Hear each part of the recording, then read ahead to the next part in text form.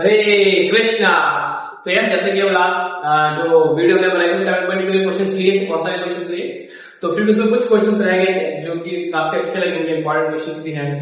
तो उसमें से एक क्वेश्चन है, क्वेश्चन नंबर 7 तक हम कवर कर चुके थे। क्वेश्चन नंबर 8 जो ध्यान से देखिएगा क्या कह रहा है एक्सरसाइज 7.2 क्वेश्चन नंबर 8 कि दो पॉइंट है, एक है A -2 और एक है B 2 और -2, ठीक है। Respectively find the coordinate of P such that AP, कोई P कहीं पर फाइंड करके नहीं पता, यहां मानते हैं। तो कह रहा है AP equals to 3/7 times of AB है, ये उन्होंने दिया हुआ है। तो कह रहा है बताइए कि P के कोऑर्डिनेट क्या होगा। P के कोऑर्डिनेट तो क्या करते हैं, फर्स्ट ऑफ ऑल AP को उधर ले आते हैं या फिर 7 उधर ले आते हैं, 1 by 1 करते हैं stepwise. AP equal to 3 times AB और 3 को नीचे लेके आते हैं और AB को इधर, तो जगह 7 और 3 इधर आएगा, 3 यहाँ क्या है AB by AB, ठीक है। इतना आ गया बच्चों। अब कह रहा है AP जो है वो 3 पार्ट है, थर्ड पार्ट है, और AB जो है टोटल 7 पार्ट है। कितना है AB 7 पार्ट है। तो AB कितना है 3 पार्ट है और AB कितना है AB कितना है 7। अगर टोटल 7 है तो ये पार्ट 3 है, तो ये पार्ट कितना हुआ 4। यस नो, अगर टोटल पार्ट AB जो वाला जो पार्ट है आपका, AB वाला जो पार्ट है वो टोटल 7 है और AP वाला जो पार्ट है वो 3 है रेशियो में, तो रेशियो में ये कितना होगा सर 7, सिंपल सी बात है। कितना होगा 4 होगा, सॉरी टोटल 7 है, 3 है, कितना होगा 4। हमें रेशियो तो मिल गया, क्या रेशियो मिला बच्चों, हमें M1 मिल गया 3 और M2 मिल गया 4। नाउ कोऑर्डिनेट ऑफ P, तो हम यहां लेंगे section formula coordinate of P, और फार्मूला क्या होता है M1 x2 plus M2 x1 divide by M1 plus M2 और M1 y2 plus M2 y1 divide by M1 plus M। यहाँ पे वैल्यू कर देते हैं। M1 कितना है 3, x2 ये x1 y1 x2 y2, तो 3 into -4 plus M2 4 into x1 -2 है ना, इसको ब्रैकेट में ले लेना, divide by M1 plus M2 3 plus 4, और यहाँ पर हम देखें तो M1 into y2 तो 3 into माइनस का गलत कर दिया, 3 into 2 कर दिया ना, x2 ले लें 3 into 2 और 4 into -3 और 3 into -4, ठीक है, और प्लस 4 into -2, ठीक है, और 3 प्लस, तो क्या बचेगा हमारे पास, चलो ध्यान दीजिएगा 3 to the 6 और 4 to the 8 डिवाइड बाय 7, और ये जाएगा माइनस का 12, ये जाएगा माइनस का 8 बाय 7। तो ये कितना बना बच्चों P x y का बात करें कोऑर्डिनेट थी, तो ये बना माइनस का 2 बाय 7 और माइनस का 20 बाय 7। ये हमारा इसका आंसर है कि P जो है वो AB को, जो इनके पॉइंट A ये है और B है, कितने रेशियो में डिवाइड करेगा, क्या पॉइंट होने वाला है उसके -2 by 7 -20 by 7। अगर उस रेशियो 4 है तो फटाफट देखिए मुझे क्या आपको समझ में आया पूरा, फटाफट देखिए और you can take screenshot, then we move ahead question number 9। Question number 9 की तरफ हम बढ़ते हैं, तो सबसे पहले नंबर 9 व्हाट सेज कह रहा है कि 2 पॉइंट है आपके पास। ओहो सब जगह 2 भी पॉइंट की चर्चा हो रही है, ऐसा कितने पॉइंट की चर्चा हो, -2 and 2 और एक B पॉइंट दिया हुआ है 2 and। अब ये क्या है, इसको 4 भागों में बांटा गया, इक्वल 4 भागों में। कितना में बांटा गया बच्चों, इक्वल 4 भागों में बांटा गया। तो अगर इक्वल 4 भागों में बांटा, मानते हैं ये हो गया C, ये है D और ये है आपका E। क्या है आपका बच्चों E। तो कितना आसान क्वेश्चन बनाते हैं बिना सेक्शन फॉर्मूला से होगा, है ना। तो अगर हम देखें ये 4 भाग बटे 1 भाग 2 भाग 3 भाग 4, यस 4 भाग बन चुके हैं। तो अब हम क्या करते हैं कि इनको सॉल्व करने का प्रयास करें। अगर ये इक्वल 4 पार्ट है, अगर ये इक्वल 4 पार्ट है, अगर ये इक्वल है सारे पार्ट, तो क्या अगर ध्यान से देखो डी जो है वो क्या ए और बी का मिड पॉइंट होगा। बहुत ध्यान रखिए, क्या डी जो है वो ए का और बी का मिड पॉइंट होगा? यस होगा। इक्वल चार भागों में बांटेंगे आप, तो जो डी है वो क्या होने वाला है आपका मिड पॉइंट ऑफ ए भी होने वाला है, मिड पॉइंट ऑफ ए भी होने वाला है ना। तो हम यहां लिखेंगे ऑन डिवाइडिंग लाइन सेगमेंट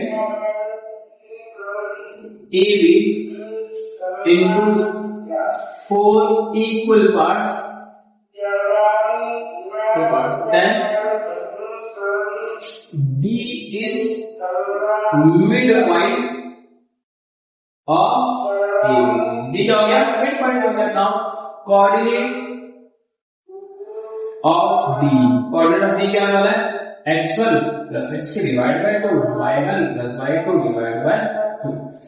तो ए बी का मिड पॉइंट ना, तो x1 हो गया -2 और x2 हो गया 2 डिवाइड बाय 2 और y1 हो गया 2 और y2 हो गया 4 डिवाइड बाय 2। तो कितना हो गया 0/2 और 6/2। तो कितना हो गया ये 0 and 3। तो कटेगा इसे हो जाएगा।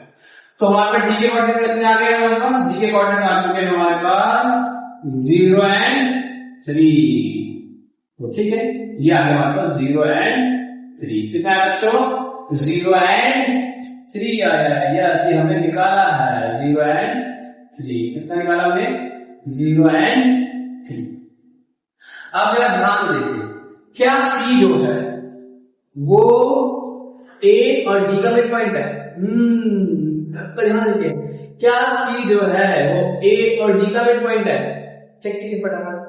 यस, सी जो है वो ए और डी का मिड पॉइंट है। ठीक है, तो उसको मिड पॉइंट से निकाल, कितना आसान क्वेश्चन है ना। C is mid point of A, so coordinate of C x1 plus x2 divided by 2। आप लिखेगा formula -2 x1 x2 divided by 2 y1 plus y2 divided by 2। तो ये कितना जाएगा बच्चों? -2/2 और 5/2। यानी फाइनल एक्सप्रेशन होने वाला सी के लिए, सी का कोऑर्डिनेट होने वाला है -1 कटेगा तो, और ये तो कटेगा नहीं 5/2। तो ये हो गया कोऑर्डिनेट ऑफ सी। क्या होगा बच्चों? Coordinate of C. सिमिलरली क्या ई जो है वो बी और डी का मिड पॉइंट है? E is mid point of BD बच्चों, बीडी नहीं बीडी। तो coordinate of E, coordinate of E कैसे निकलेगा बच्चों?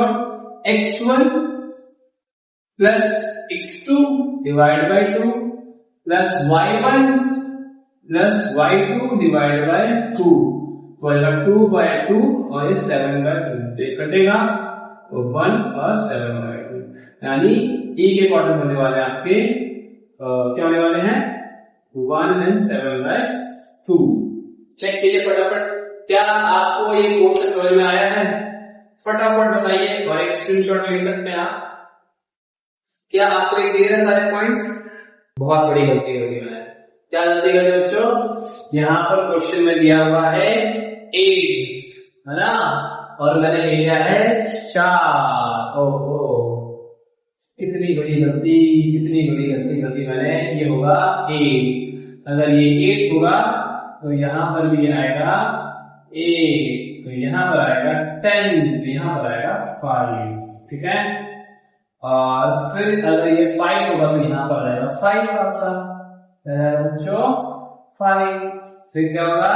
-2 0 -2 प्लस 5 आएगा, तो ये जाएगा 7/2।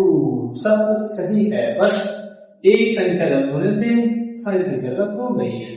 नाउ इसका लेंगे तो 0 प्लस 2, ठीक है, 5 प्लस 8 तो ये हो जाएगा 13/2। क्या करें भैया, हम तो बहुत पहले से बोलते हैं, वीडियो बोले कैसे आपको? आई कैन अंडरस्टैंड यार, हो सकता है, बट अब देखिए, अब ठीक है, क्या आपका आंसर बिल्कुल मैच कर रहा है आपकी बुक से? यस और नो? यस, बिल्कुल मैच कर रहा है। ये now last question of your book 7.2 exercise. Please take a screenshot and find the area of a rhombus. Find the area of rhombus with vertices are given, है ना? तो area of rhombus दिया हुआ है आपको, और रॉम्बस का क्या देते हैं आपको? कोऑर्डिनेट देते हैं। क्या देते हैं? कोऑर्डिनेट्स दे रहे हैं। तो क्या कोऑर्डिनेट्स हैं वो देखते हैं।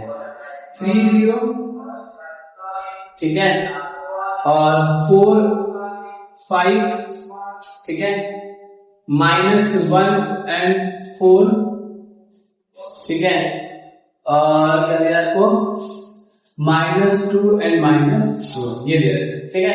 तो अगर इसका एरिया बताइए, तो बहुत आसान एरिया इसका कि एरिया ऑफ रॉम्बस कैसे निकलता है? एरिया ऑफ रॉम्बस निकलता है बेटा 1/2 d1 into d2। d1 क्या है? डायगोनल, दिस, और d2 क्या है? ये रहेगा, है ना। तो पहले हमें निकालना पड़ेगा d1 equal to a small, दूरी निकालिए, दूरी फॉर्मूला से x2 माइनस x1 का होल स्क्वायर, y2 माइनस का होल स्क्वायर, हो गया -4 का स्क्वायर और 4 का स्क्वायर, तो जाएगा 16 + 16, तो जाएगा 16 into 2, 16 दो बार आ गया, तो 16 से 4 बार आ गया, d1 तो आ गया आपके पास, d2 निकालते हैं bd, तो bd निकालेंगे x2 माइनस x1 का whole square plus y2 minus y1 का होल स्क्वायर, -6 का होल स्क्वायर और -6 का होल स्क्वायर, तो 36 + 36, तो 36 कितनी बार आ गया यहाँ पर? 36 आ गया 2 बार, तो आएगा 6√2। क्लियर बच्चों? 6√2। तो area of prime quadrilateral rhombus sector ABCD क्या होगा? 1/2 d1 4√2 और d2 6√2। 6 चौक 24, √2 कितना हो जाता है बच्चों? 2/2, तो 2 जाएगा बच्चे कितना? 24 square unit. This is the answer. तो आपके एनसीईआरटी का ज्योमेट्रिक कोऑर्डिनेट ज्योमेट्री खत्म हो चुकी है ना। नेक्स्ट वीडियो में कुछ और इम्पोर्टेंट क्वेश्चन लेंगे, तो प्रीवियस ईयर क्वेश्चन आए थे, यहाँ पे टॉपिक पूरी खत्म। Thank you for being there. तक के लिए हरे कृष्णा।